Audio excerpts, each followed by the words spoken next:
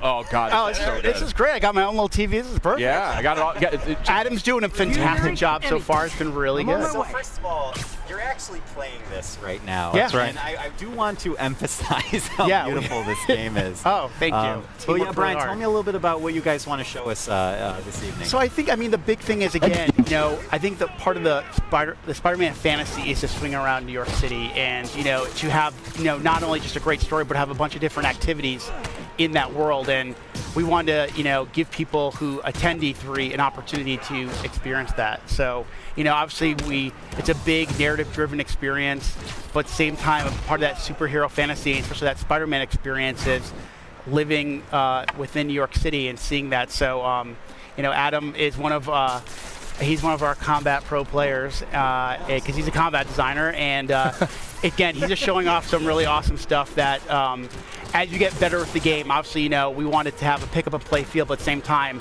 have a level of mastery and to really show off the improvisation that we've really been talking about a lot since we announced the game. I'm digging this, like sticking dudes to walls and to the floor and stuff. That looks really satisfying. I think the thing that's been really fun in these last, I would say last 6 months since we got back from the holiday break was every week I feel like I'll take the game home or I'll be playing one night and then I'll come in and say, wow, guys, I didn't know you could do that. So I think there's a lot of that, there's that sandbox nature to it as well. So, obviously you can, we have, we're going to teach you mechanics, but we want you to experiment with, his acrobatics, his webs, his gadgets, his suit powers. So combining all that stuff really allows for a lot of different gameplay and a lot of, Spider-Man's a very expressive character, and we want players to be able to express that, whether it's in traversal or in combat. It's gorgeous. These animations, these animations are just blowing my mind. Your studio has kind of been renowned for character animation and for, just fluid motion. I mean, did you guys take a lot of lessons from your previous games and really like hone in on those when you were developing this? I think animation's definitely been one of the hallmarks of our company, from Spyro to Ratchet to Sunset Overdrive. Yep.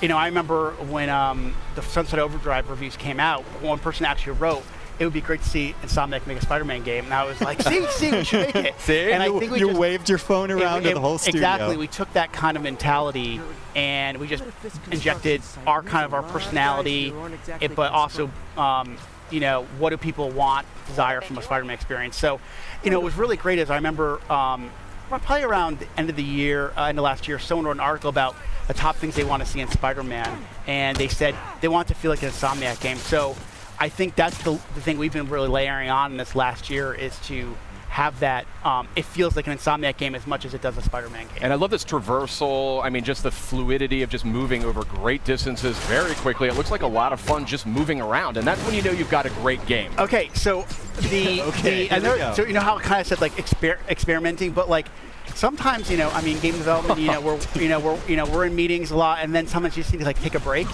And what I used to find myself doing was just swinging around New York City. It was almost like therapeutic. It's just kind of like when I play other games, I just walking or running or even taking a car. It feels so more natural now just to swing around like Spider-Man. So it's definitely one of those things that has that, again, just like combat, that pick and play feel, but we want players to have a level of mastery as they play and get What better. was that? Hold on a second. That's very interesting what you're saying there. So like I said, Adam showed off, I think he showed off the tripwire. It's basically a gadget that you can either attach to a piece of geometry and the enemies walk by, they'll get like grabbed and sucked back. But you can also attach it to an enemy, and if an enemy walks by, they kind of slam into each other. That is amazing. This is so cool. What's this focus meter about? So the focus meter is basically, there's kind of a risk reward. As you build focus, you can use it to heal. Sid's having a religious experience. It just looks incredible. Okay, thank you. The team works really, really hard on it, really, really hard. Clearly. And the idea is the focus is kind of a way to, it's a risk reward. Like I said, you can either heal yourself or you can kind of, if you fill up the bar a certain way, you can actually pull off a finishing move. So, as you play the game, you can kind of say, well, do I want to maybe heal myself real quick, or do I want to wait for that really extravagant move to kind of take the guy out instantly? Got it. Brian, a question for you is, obviously Spidey has, with his experience being under the mask for so many years now, Yep, in 8 your years. Story, 8 years. Thank you. You got to be precise. I got it. One of the first questions I get is like, is it an origin story? I'm like, no. That was after we decided that the webs were definitely attached to the buildings, we decided it's not going to be an origin story. But you know, back to the combat. I mean, Spidey's experience. He has access to a lot of different techniques and technologies. How do you balance out his experience with the fact that you don't want to overwhelm a player with options, right? You want to make it approachable. You know, I really that comes down to our combat team, our traversal team, like and this guy our right designers, here. like Adam, and really going, okay, you know, kind of handing that stuff out over the course of the game. You know, finding those right spots where you kind of, okay, we're going to teach you how to punch and how to kick and how to punch guys up in the air and use your webs. But then we layer on things like gadgets and then the suits and the suit powers. And it's kind of giving over time. If we just, you know, one thing with something like E3, you know, we want you to feel great, right? But there's a lot to learn really quickly. So we just, you know, normal course development, we kind of find those spots in the game where it makes most sense to teach those mechanics. And then as the game goes on, we want you to master those because the game's only going to get harder. Yeah, absolutely. Sid, That's what do you great. think? I got to say, this game is Beautiful, looking right? absolutely gorgeous. This is, I mean, this is just, I mean, it was looking spectacular to begin with, but this is on a totally different level.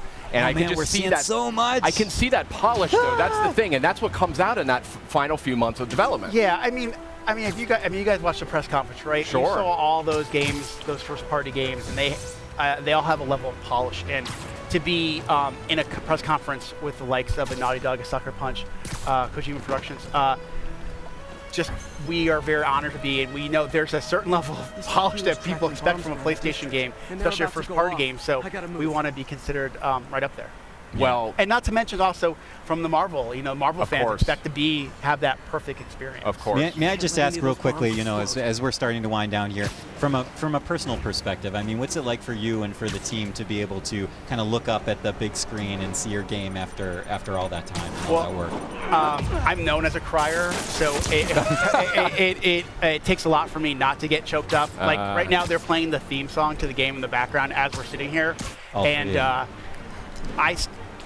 I mean, this is an amazing industry, and to be part of it is one thing, but to work on something you truly love and something that when you were a little kid thinking, oh my God, could I ever work on a Spider-Man game, let alone be in video games, is just absolutely surreal. I use that word a lot when I describe working on this game, and to work with a group like Sony and work with Marvel, and that feeling is felt by so many Insomniacs. So we couldn't be prouder, and the support we've gotten across the board, not only from Sony, Marvel, but also the fans, has been spectacular. Nice work with Brian, the bombs, it just looks incredible. I mean, there's no other word for it. And You're flabbergasted. I really am. It's stunning. I mean, just look at that. How can you not be blown away by that? But we do have a limited amount of time here. Brian, you're an industry veteran. You've been in the industry for a long time. I know this is a lifelong dream for you working on this game. And I want to thank you and Insomniac for making it. Thank you for having us. And for coming by as well. Spider-Man was so awesome that it broke my mic, and I